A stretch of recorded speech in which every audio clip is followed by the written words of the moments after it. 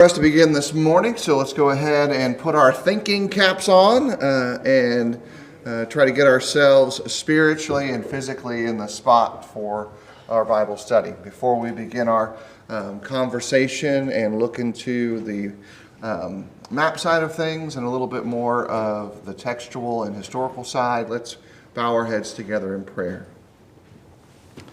Heavenly Father, we thank you for the time we share together in study of the history of God's people. Help us as Bible students to glean not only the facts and figures and details, but pay close attention to the spiritual ramifications of the story of you, your Son, and the Spirit.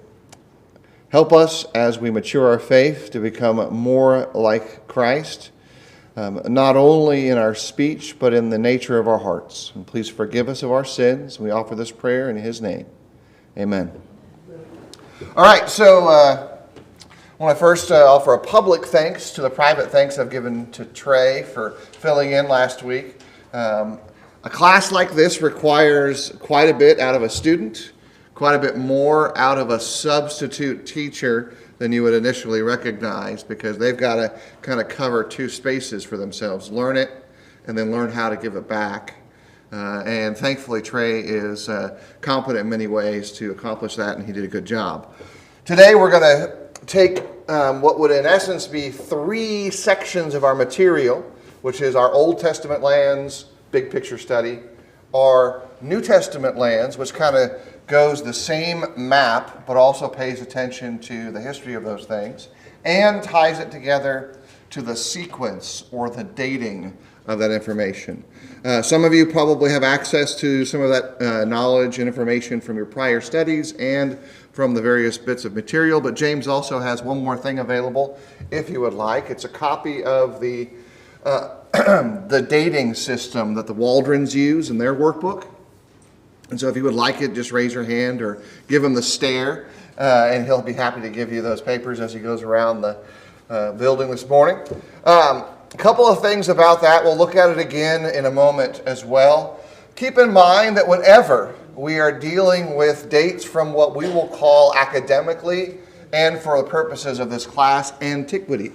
That means long enough in the past that it's hard to find your personal generational connection to it. So this is not talking about your grandparents, your great-great-grandparents, etc. This is 1,000 or more years or in the past. When you talk about antiquity, those dates and numbers, you need to think about them as guidelines, that they're approximations, because in many cases we are estimating where something is based on a number of very careful but assumed kind of circumstances. So as an example, you'll notice on the piece of paperwork or in your prior studies, people try to figure out, hey, which Egyptian pharaoh is the pharaoh that would have been the one involved with the Israelites as the captive narrative is on playing. And you typically find two general date ranges that are kind of offered for it, because we're trying to guess at it, because we just don't actually know specifically, definitively, whom that is. And that gives you a couple hundred years difference for that one. But there's also ones where historically mathematical errors were made when we calculate calendars we're familiar with. One of those is both the date of the birth of Christ and his crucifixion. There's a 4 to 6 year mathematical mistake that was made in some of the calculations, and we'll talk about that a little bit too. That just reminds us that that's just helping us get a sequence of events, not necessarily this is the date. And you'll notice in your biblical accounts, for the most part, the Bible does not care with a specific date per se. We do. We get concerned about it. The Bible really doesn't. Near events in the Bible often are very close date focused, like the Sabbaths, like certain aspects of prophecy that are relatively near to when the prophecy is given. Then they often give very specific timing indicators, which are often what we use then to create our structure of dates. A neat little thing you can do with that 3-page chunk of information is make your own shorter version of it and either write it or tape it in your Bible because I find it helpful to remember some of those bigger categorical dates because I forget them. And so I write them down. Anything I'm more likely to forget, I write it down in an abbreviated form of it because it helps me remember. All right, so let's kind of think a couple of big picture things first. Last week, this week, we're focusing firstly on the bigger picture of the space of the biblical area, sometimes called the ancient world. And this shows the largest chunk of it for our textual consideration. This kind of looks at an overview that gives us insight into the position and placing of a number of the various events that will be of note for us. But key areas, things that are more important than others would be things to think about like this little area up here, this area in this section, which is Mesopotamia or the land between the rivers, which is the Tigris and the Euphrates rivers. That area represents the whole chunk of northern aggressors or overlords or co-conspirators with some or all of Israel. So when we're thinking about an Old Testament space, that's who they are. New Testament space, that area becomes, in essence, part of the larger edges of the Roman Empire. It becomes shattered a little bit during the breakup of the post-Julius Caesar Empire, when it broke it down into 4 chunks. But for the purposes of the New Testament events, that 30 to 40 year window that we think about, it's really just, that's Roman space. Keep in mind, though, that just because it's Roman held, Roman taxed, doesn't mean that its culture, its people, are entirely Roman. They are often the subjugated people who are either from there or who were sent there. That influences some of the ways in which we consider some of those stories of individuals coming down from that area and interacting with the events in the New Testament. To start with, note this little tidbit. We've got a couple of facts here to kind of bring into play. The Old Testament story doesn't really give us cultural insight to a lot of the interworkings of the Assyrians, the Babylonians, Damascus and north. Even though, as I mentioned already, they are often the ones who are used by God as a hammer to press them against the stone of the land of Israel when the Palestinian area, when Israel fails to keep God's covenant. These are the people who come in and are the punishers, even though they are acknowledged ethically and spiritually as being themselves bankrupt morally. Let me bring this little tidbit into play here. So let's talk about this area first. The area of Greece on your big map to kind of tie this together. This is a real brief look because we're just kind of reviewing it to get into our dating space. Greece becomes, in many ways, a major interactor with Israel in the sense of impact. When we talk about the temple that Jesus is interacting with in all of the biblical stories, note that this is the second temple period, but we would probably consider it in our more analytical spaces as the third iteration of the temple in Israel. So what's our first temple that's built in Israel, and who builds it? Solomon builds that first temple. It's built through all the wealth that is brought in first by David and then expanded by Solomon. And then what happens to it? It gets destroyed, right? By the way, that temple gets destroyed a couple of times, so it's something like a common experience. What then happens to bring us to our physically second temple, the beginning of the second temple period? Who are the individuals in the Bible that are recorded as talking about that rebuilding phase? There's two major books. Nehemiah. And who's the compatriot? Ezra, right? So when we think about the Second Temple's beginning, it begins with Nehemiah and Ezra. And what do the Israelites think about that temple? How do they feel about its quality and grandeur? Very disappointed.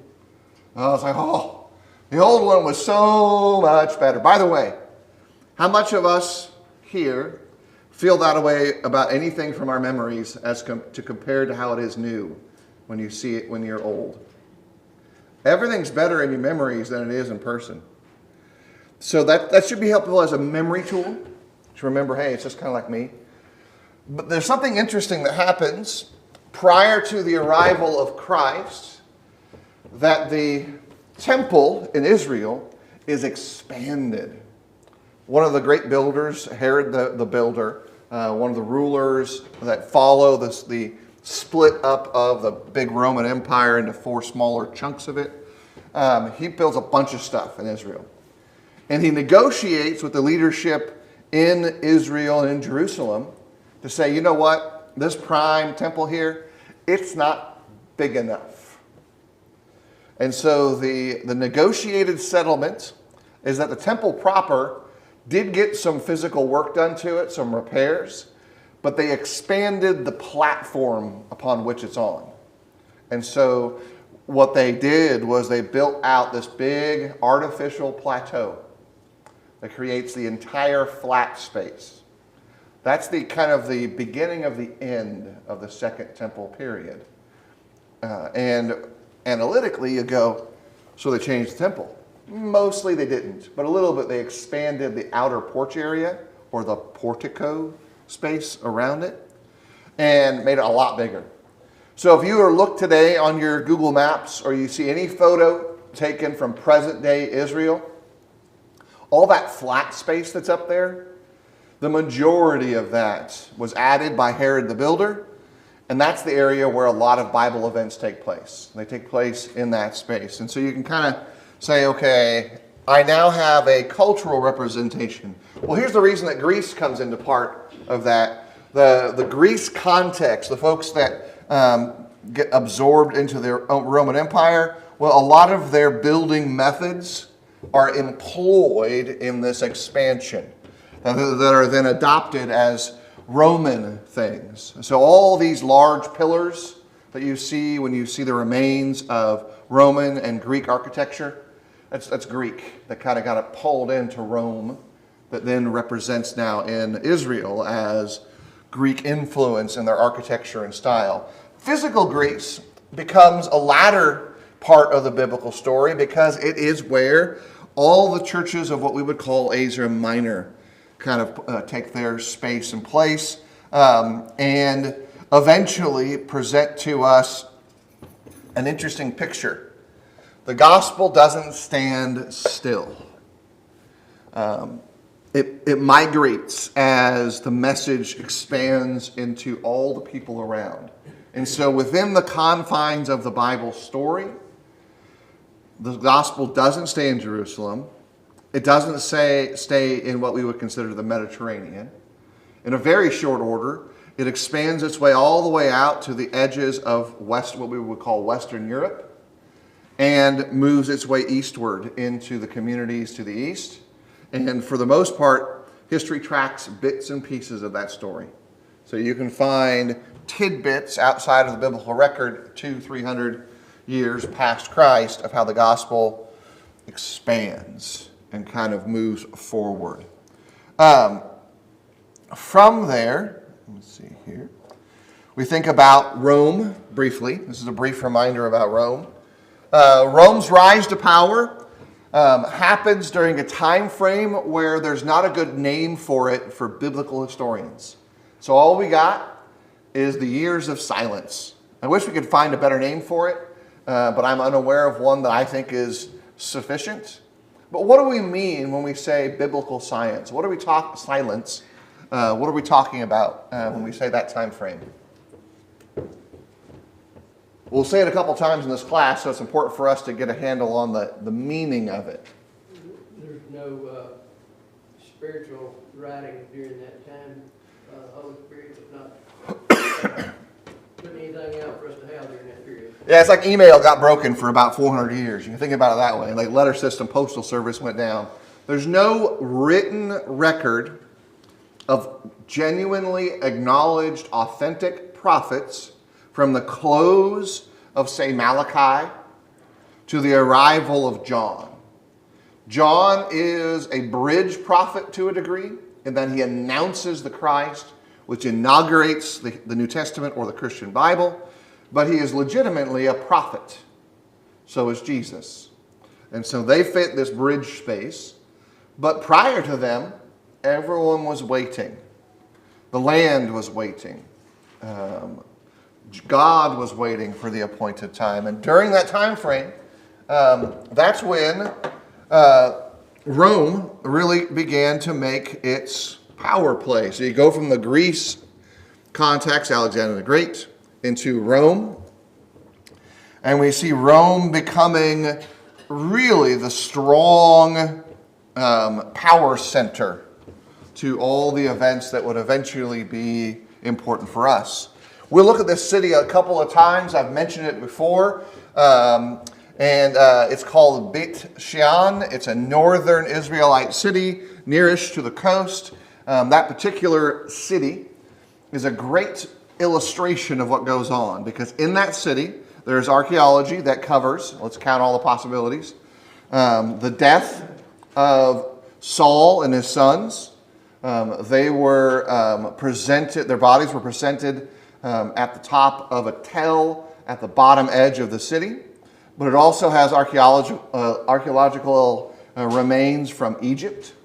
So the Egyptian Empire reached as far north as there, and so they built structures there. But it also has remains from Greece and from Rome, where they were the last two holders of it.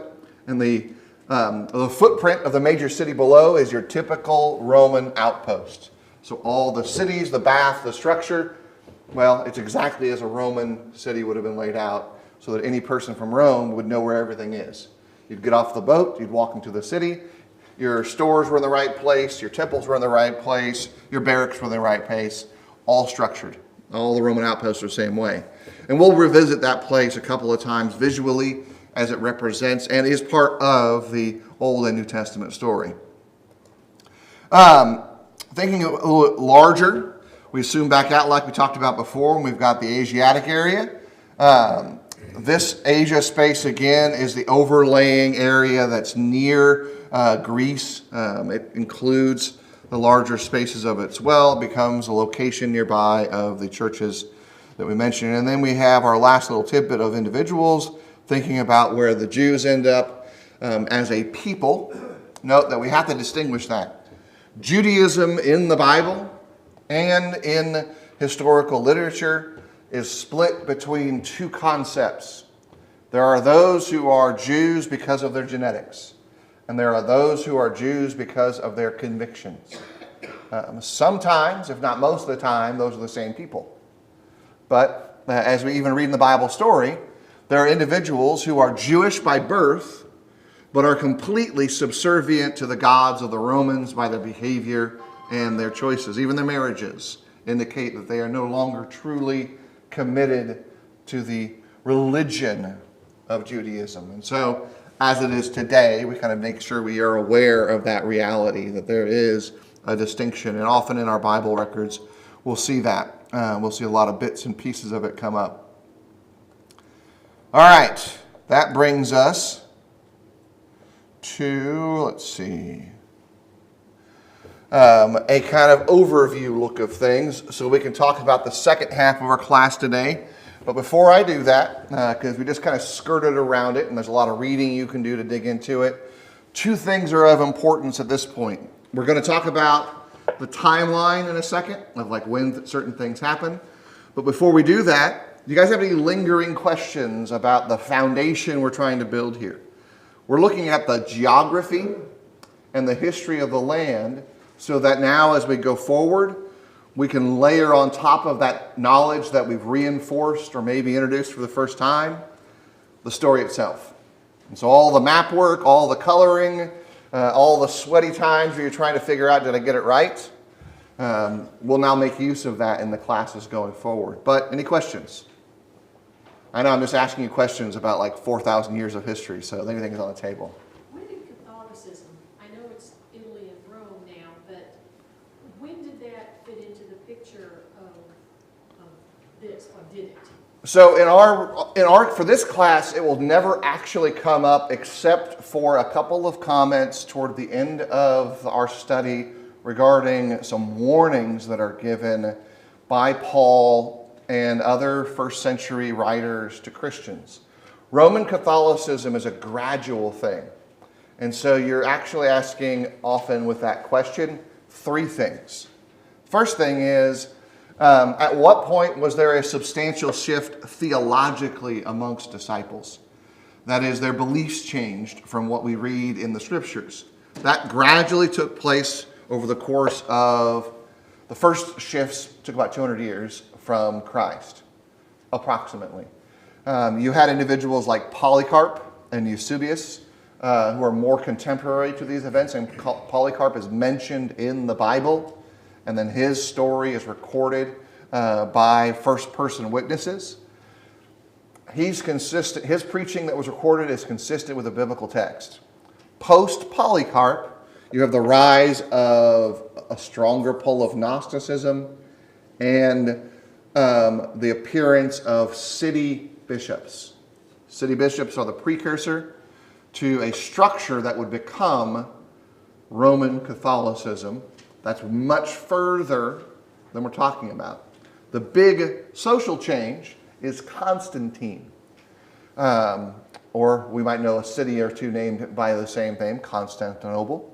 Constantine merged together the civic rule with the spiritual rule that he saw possible in a Christian kingdom. His motivations are discussed and deliberated by historians constantly. And so you're talking, though, a timeline of about 300 to 500, 550 AD is when all that takes place. And so it's post most of our studies. Great question, though, and relevant to thinking about the text. For her question, I think that when they really got organized, the Catholic Church, the first pope was in 606 AD. Yeah, the first regional pope around 600 AD. But like people do, popes fought popes for power. And so the popes rise out of that practice of a city bishop, city-state bishop, like I'm the one in charge of all you smaller churches. And then those guys fought for power eventually, or accepted power that was given to them. It kind of goes back and forth. It appears, excuse me. Go ahead. It appears to me that somewhere in there, because if you read in 1 Timothy 4, which totally just tells me about the Catholic Church, if Timothy knew about it at that point, he was talking not as Catholicism, but as to what the people were thinking of and doing. You know, here's the way that I kind of consider these things. I feel like there's 2 edges of a balanced scale that occur religiously for all of us. No matter what we do, we are always going to be subject to the weight of tradition, things that are comfortable and familiar to us. There's nothing wrong with acknowledging that something is traditional and keeping it because you like it. Here's a good example of that. The midweek Bible study. It is 100% a tradition. There's nothing you can get around that reality. There's no biblical precedent that says that this is what a local church must do. We can, and we feel like it's good, and it's wise, and it's spiritually helpful, so we eventually settled on Wednesday. There are churches across the U.S. that have a variety of solutions to that same felt need, but it's tradition. On the other hand, assembling on the first day of the week is something that we pull out of the text and we recognize and say, this is textual. And so we try to balance those things. Traditions that are not contrary to the text, we want to keep them if they're good for us, discard them if they're not, but do what the text says.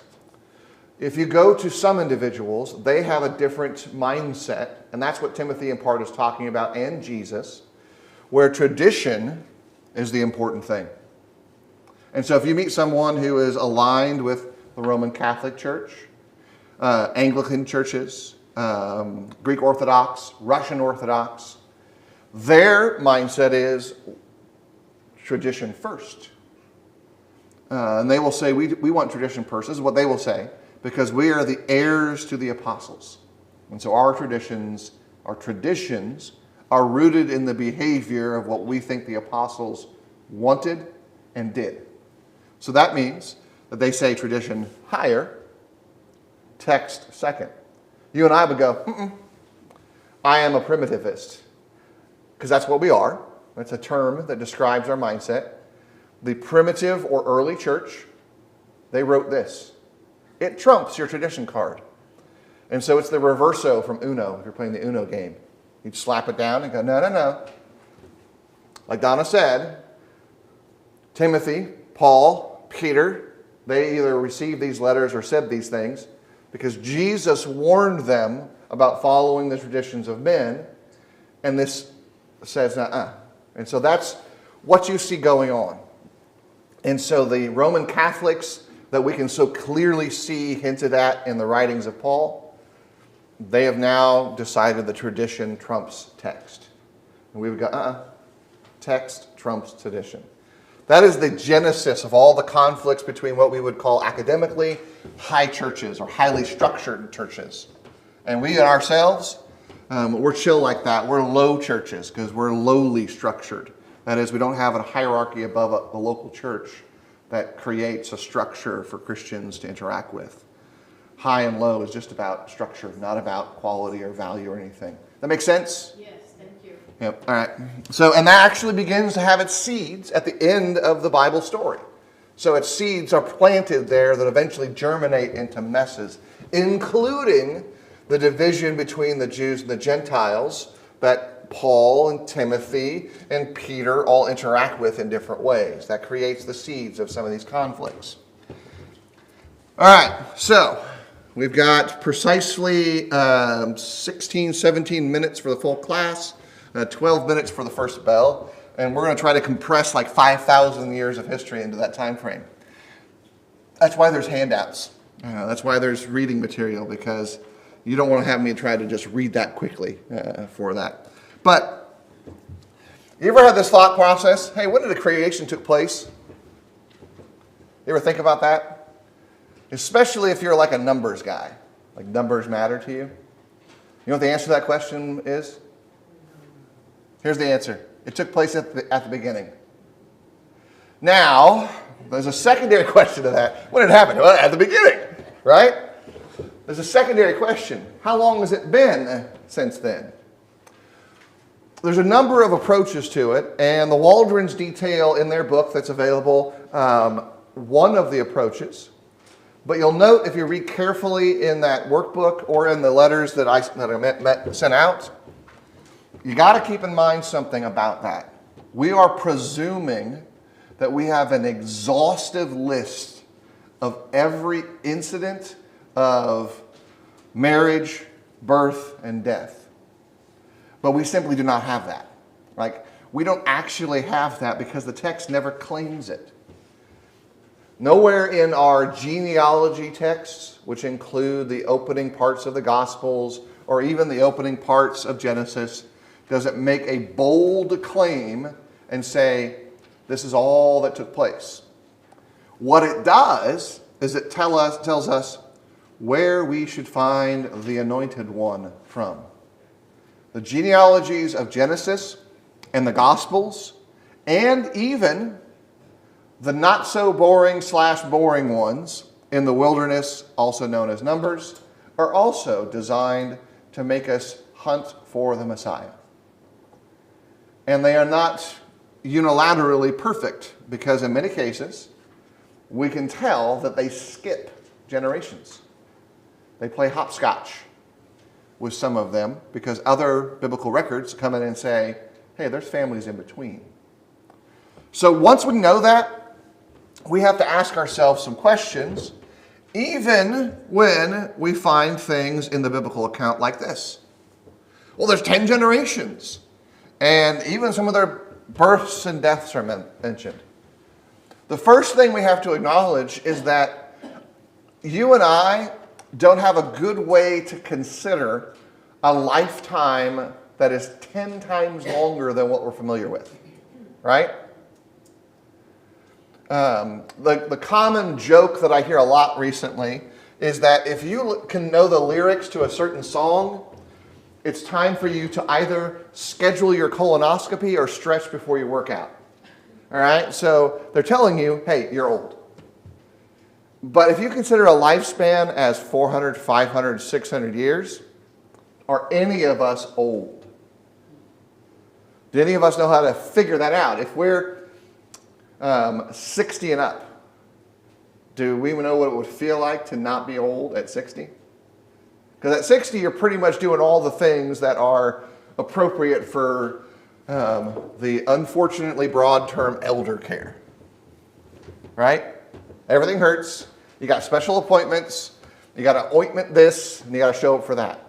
Well, in the biblical account, that's like 10% of someone's age at that point. So that's like the relative equivalent of 10. We have no framework to consider that. The Bible just says, this is how it was. These are the generations.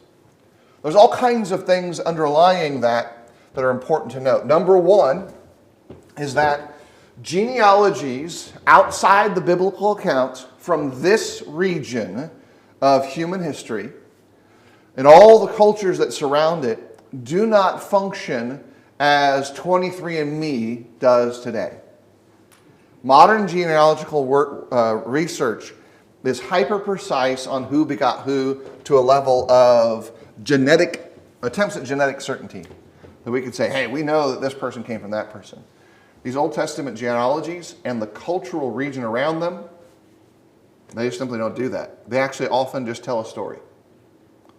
They tell a story that says, this is your heritage. These are the people you come from. And those genealogies often skip people too. As an example, if you were to go and jump into a prop plane and fly like Indiana Jones from the southeast United States, hop from Atlanta, say Cairo, and walk over to the pyramids, you would find out that many of the prior pharaohs are erased by the upcoming pharaoh. They just skip right over that, 100%. Many of them had those kind of outcomes where they carved over all the reliefs, they cracked down all of the big statues, and then we found them later. Like, oh, here's another pharaoh. Oh, here's two more. That just helps us recognize that what we're looking at is maybe a little different story. But what this will show us, just kind of briefly, is that written record of humanity might be back to approximately 4000 BC. You can say, well, wait a minute, I've had folks argue that this is a specific number. I would encourage you to be careful with that. There's a lot of stuff we don't know, and being ignorant about history is fine. Being ignorant about what God said, that's a different matter. But being careful and precise with historical records, a lot of wisdom in that. Are you saying that from creation to the birth of Christ is about 4,000 years? The biblical record says that that's one way to number that out. But that's a guess, because there's so much we don't know within that. The plus or minus, like how would you bound it? My answer is, I don't know. There's lots of estimates.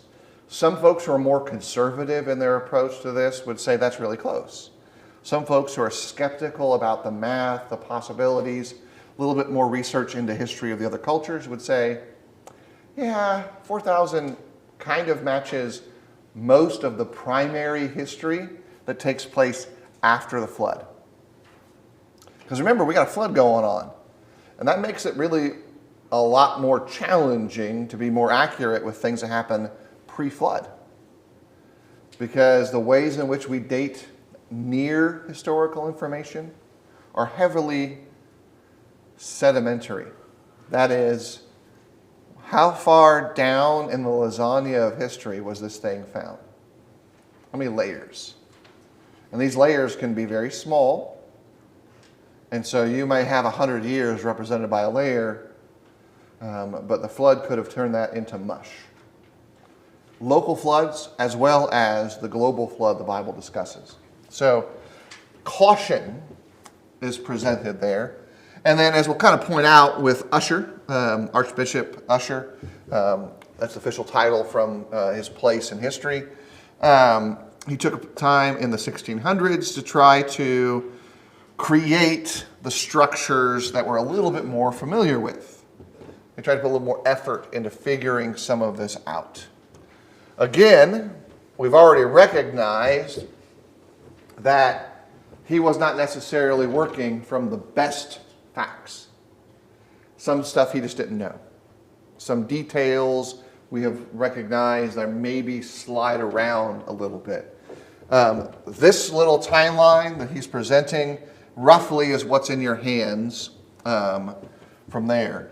But remember, time is often best understood as being a relative thing. Time is centered upon our own perception of events. Because our lives rotate around a clock or things that are familiar to us. And most of the world still uses a calendar that is centered around Jesus in various ways.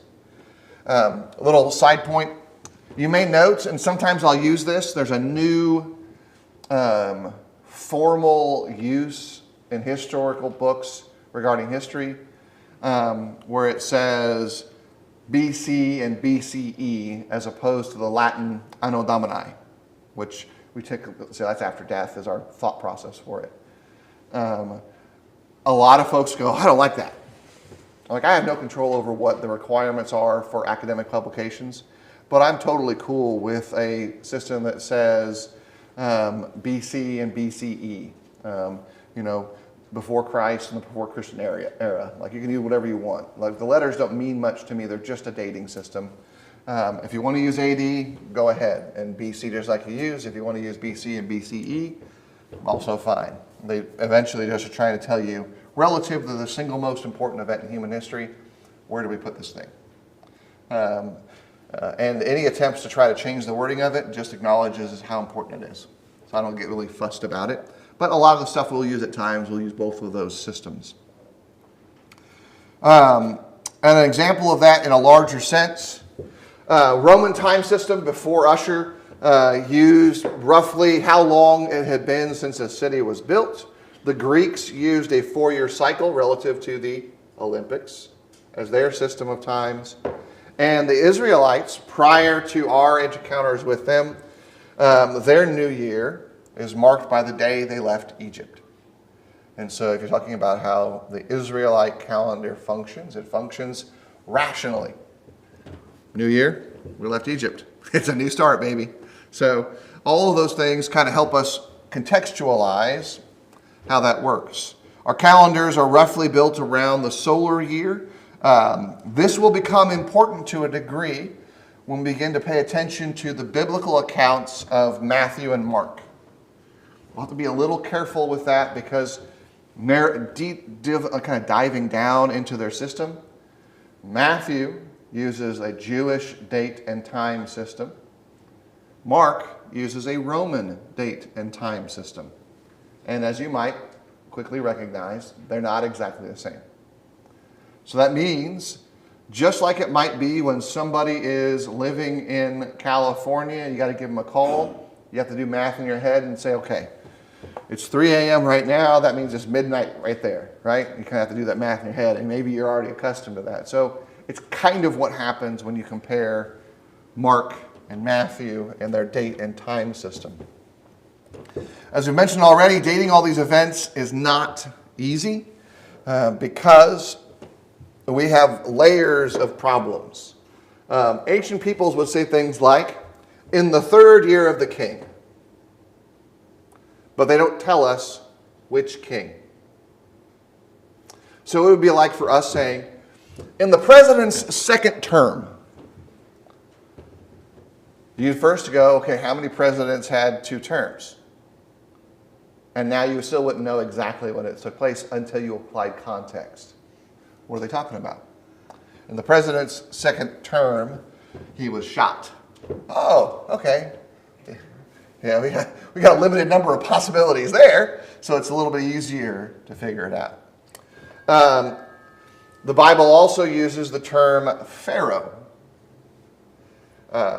Pharaoh is the fancy term that means one thing.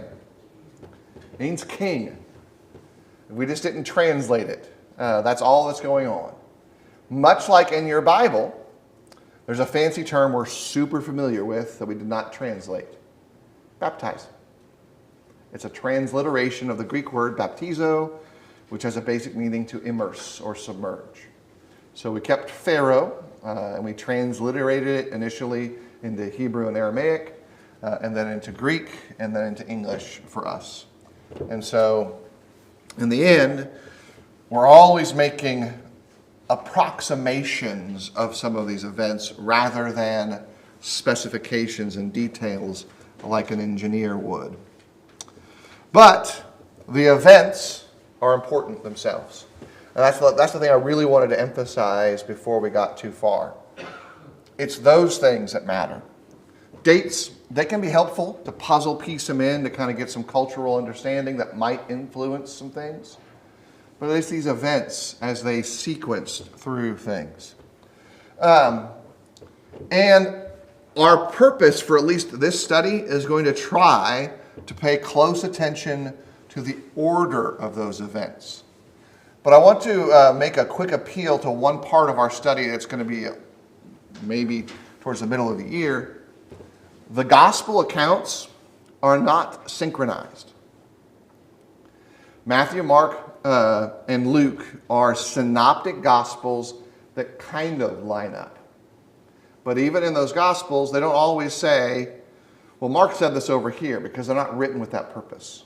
Each of the gospel accounts does not intentionally lay them out exactly as they may have occurred, because they group them for different reasons. In some of the cases, the parables all clump together. In other cases, they're more like Luke, synchronous, as in event to event to event. But Matthew and Mark and John, they don't really all follow this structured timeline because their purposes are different. And a book that's written for a purpose may or may not follow the timeline we want. With that being said, we will present, which is probably the most easy way to think about when we go through those gospel accounts for our historical side, what is assumed to be the synchronous staging of events. Some of them we're guessing at. Most of them we're pretty certain happened in a certain order. We'll try to pay attention to that when we get there. With the chronology, it's always important to watch a few things. One of the things that's important is to acknowledge this. Modernists, those who are trying to defeat the inspiration of the Bible, get really loosey with the numbers and the dates and make it mean more than it should. And they'll start acting as if they know when an event happened and that the Bible event isn't relative to that one. It's just as improper in approach for us to go to the other side and say, no, we know what happened. The Bible never really cares. And so if the Bible itself doesn't put a high level of emphasis on it, perhaps we shouldn't either. We couldn't care at that same level. That's it for our time this morning. And so we will be moving forward from here at this point, going to the next stages of our study, which will begin to start in Genesis and pay attention to the Bible story as it relates to the greater geography and history of God's people. Thanks, everyone.